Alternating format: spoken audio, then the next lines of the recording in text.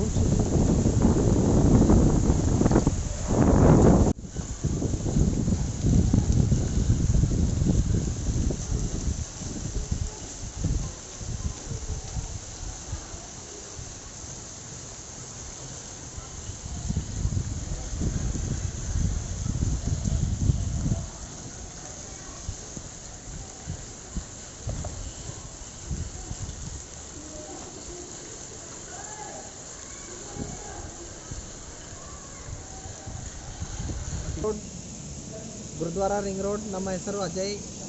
ಇಲ್ಲಿ ಫುಲ್ಲು ಮಳೆಯಾಗಿಬಿಟ್ಟಿದೆ, ಬರಫ್ ಬಿಟ್ಟು ಬಿದ್ದಿದೆ.